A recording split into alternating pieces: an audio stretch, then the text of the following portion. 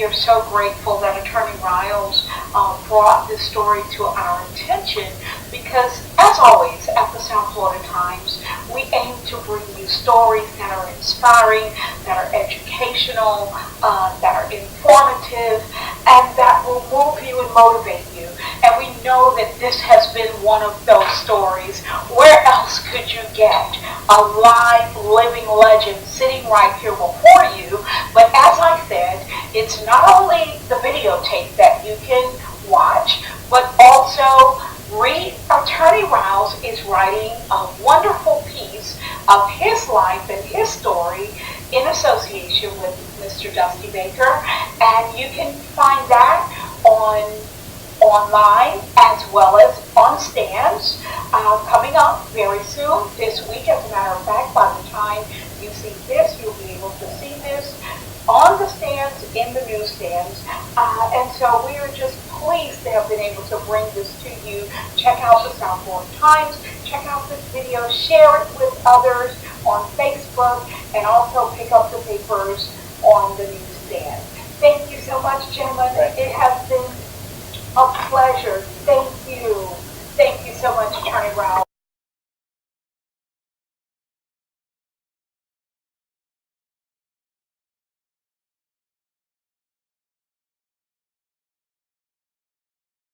Young man. He's looking young. And he's looking young, absolutely. But take us back to how the two of you know each other. Well, Dusty was a rookie with the Atlanta Braves, and he was the best friend of Ralph Garr.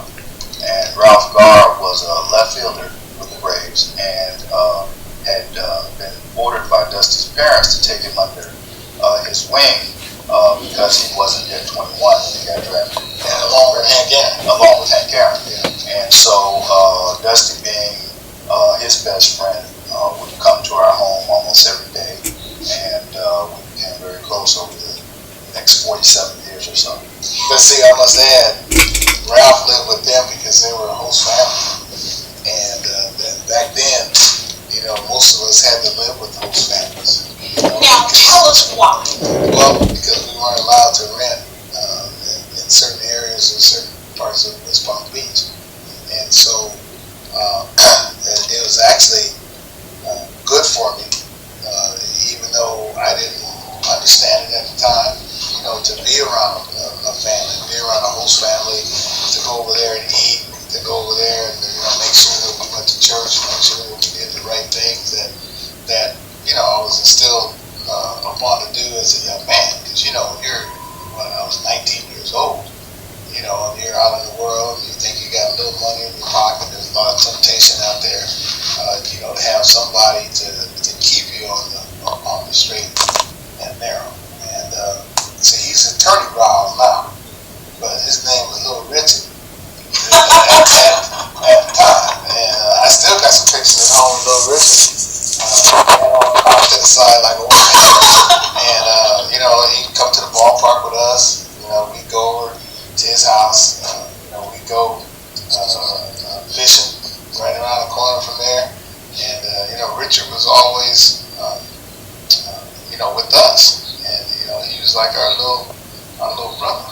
Now how old were you, little Richard? I was in second grade. Second grade. And I met a guy probably about 3 months ago that I went to elementary school with, and the very first thing he wanted to bring up was, do you remember when Dusty Baker and Ralph Garr came to South Olive Elementary School for show and tell? And they still remember that. Wow, that is amazing. Now let's put things in perspective. What decade was this? 1969, 1970. 69, 70, so you were just a little tot. And I had stayed in contact with Richard. I lost a few years there when I got traded to the Dodgers in 75. And then I come to find out that, Richard had become a pretty good football player. Real good football player. Absolutely. And then he had gotten a scholarship, which I was proud of, to University of Illinois. And then I moved back to California where I'm from. And then Richard moved to San Jose State, which is about, 50 miles from me. And And so he's come over our house, him and some of the players on the team. And then, from there, where'd you go from there, Richard? Howard, D.C. Yeah, I went to Howard, D.C. And then I was very, very proud that, he became an attorney. And I was like, man, it's like, you're an attorney. Little Richard's an attorney. That's great. Now, let's go back to something you said that was very important. You said that at that time, during that decade, the late 60s, you weren't allowed to stay with the rest of the team. Is that it? Well, no. We're allowed to stay with the rest of the team in a team hotel. Okay. But, there are certain parts of the town that would rent to us if we wanted to rent an apartment for spring training or a house. And that was due to segregation. Correct. That was due to segregation. My first year here, summer of '68, I stayed with the host family. I stayed at their house, because of the same thing. And there was a time I tell people that I had gone with a white player on my team named Mike McQueen, and he was supposed to meet some Latin guys to play pool on. And so I went over there with Mike, and I spoke Spanish, and as long as I was speaking Spanish, everything was okay. As soon as they found out I spoke English, and the proprietor came over and asked me, where are you from? And I said, California. And so she told me, that we didn't serve more than Will, who's light skinned, we ain't gonna serve you. And so she grabbed the pool cue out of my hand, and so I tried to turn the table over like I saw in the movies, except the table was bolted to the ground. Okay. I was straining, and so I left, and I went to Hank Aaron's room. I was so upset that I was crying.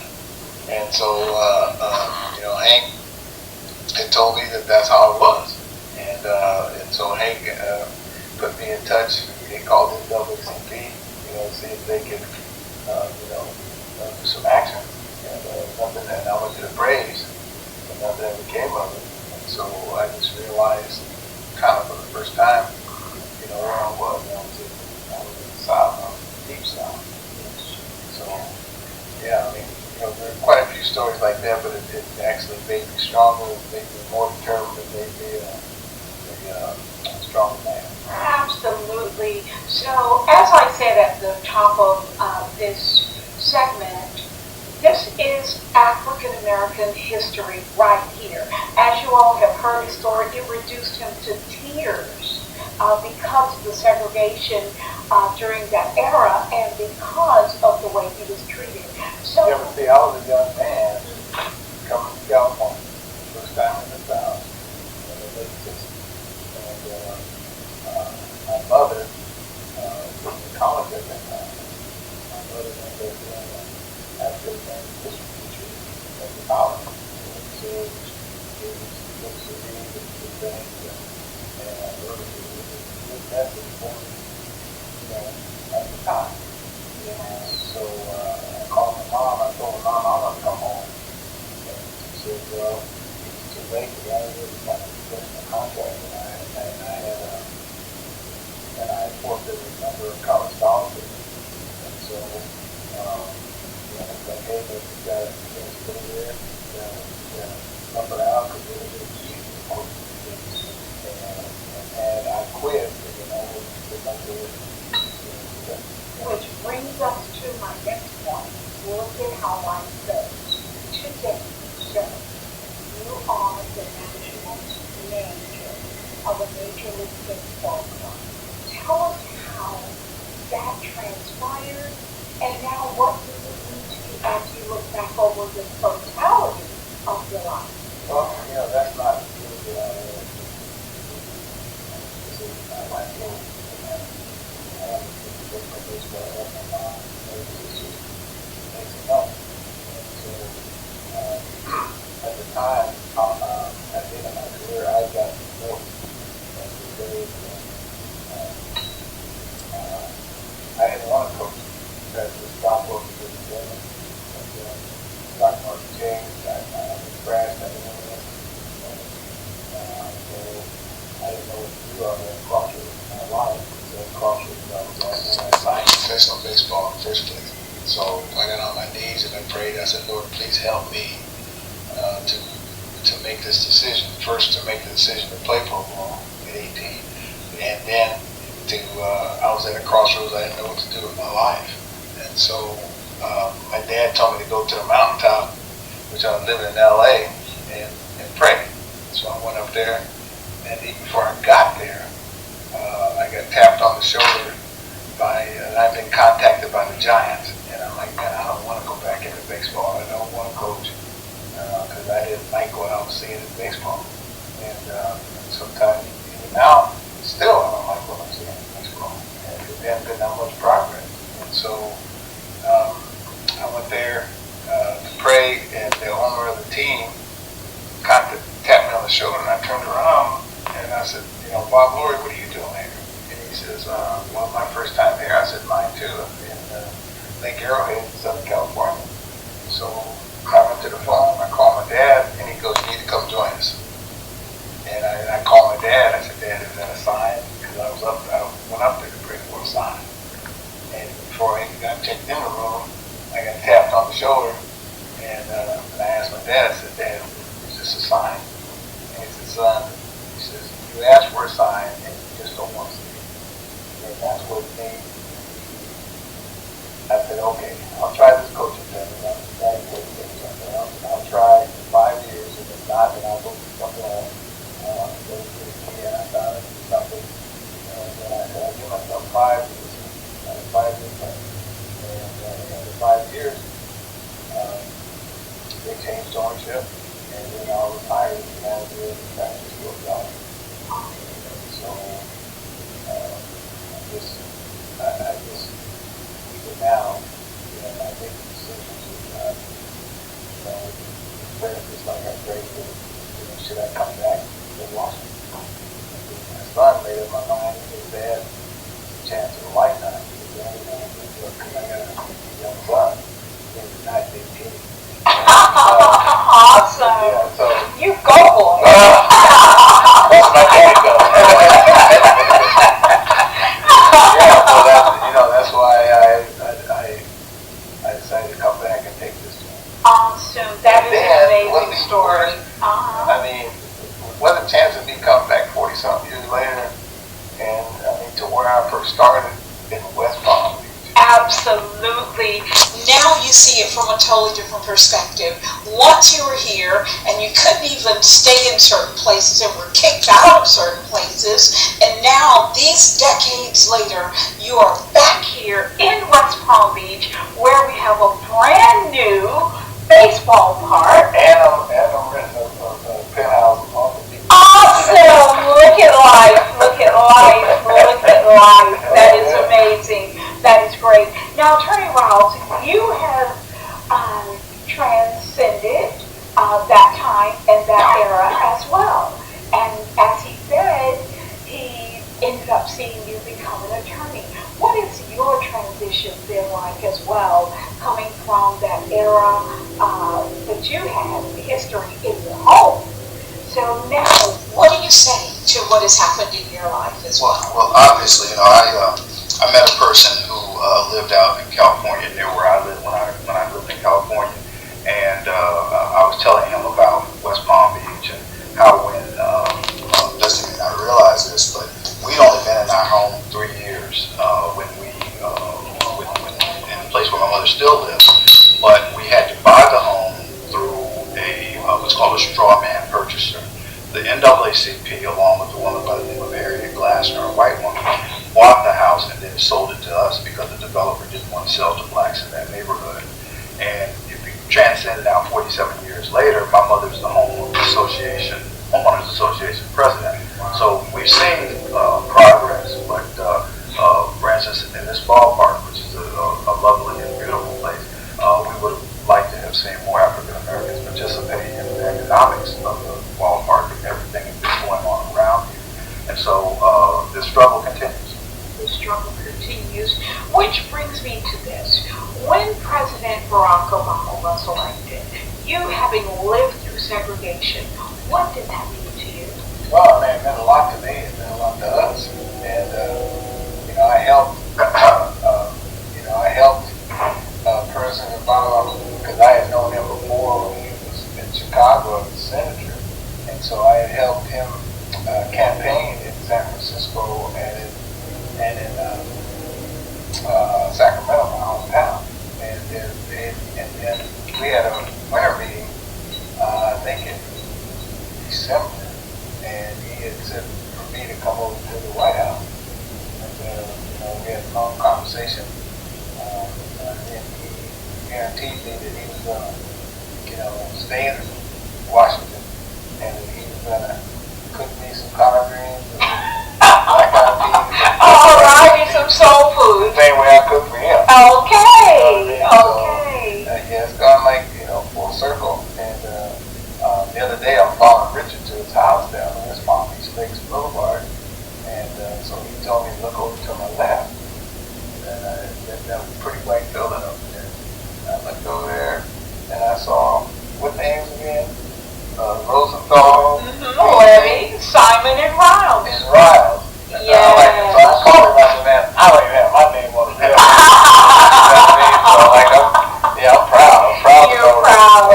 Absolutely wonderful. Well, it has been a joy just sitting here with you, Mr. Baker, as well as Attorney Ryles.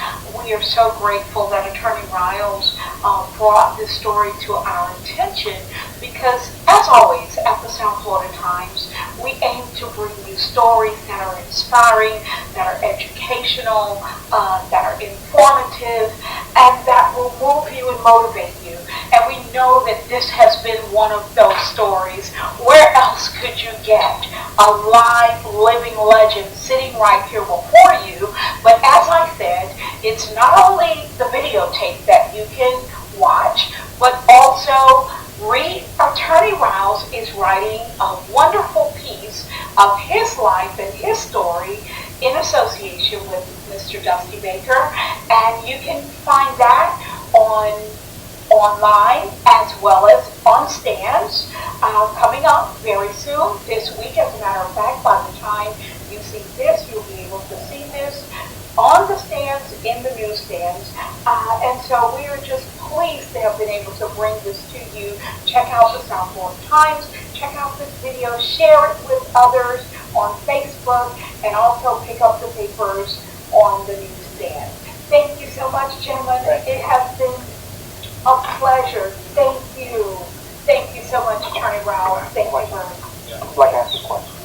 So based on your history with West Palm Beach and Major League Baseball in general, do you have any feelings based on your history with now the way African American players seem to be dwindling in Major League Baseball? Yeah, it's less and less. And I think, Attorney Ryles, I played with a guy named Red Owen, who was down in Delray Beach, Delray Beach. We're trying to, and with the Washington Nationals also, we're trying to get more kids playing baseball in North Carolina. And just as they are marketing department, and how can we, bring more kids to the forefront and urge them to try to play. I know baseball is business, and it's not the same baseball that we do. Nowadays we talk a whole bunch of money to play baseball, but you got to get them interested, and also to try to have them more African Americans on the field so they can get them identified. Oh yeah, and in Washington D.C. we have a state-of-the-art academy that I don't know how many kids, but there's a couple hundred kids, and to feed them. It's not a charter school, but it's in Ward 7 and 8, which is it's the lower income. Yes, it's lower income area. It's state of the art. It has 3 fields. They're all turf fields. It has indoor batting cages. They have nutrition classes. They have science classes. They try to use baseball and softball as vehicles for learning. It's more of an after-school program, but they also have summer sessions, and it's almost primarily volunteer coaches, volunteer mentors. So it's the best thing we do. It's amazing. And one of our players, Anthony John, on third base, is very yeah. So we're trying to do what we can. We help. You know, we need more, hopefully hire us. Wonderful. Well, thank you very much. Thanks to these two gentlemen, and thank you for checking us out today. If you could get the three of us, Alan,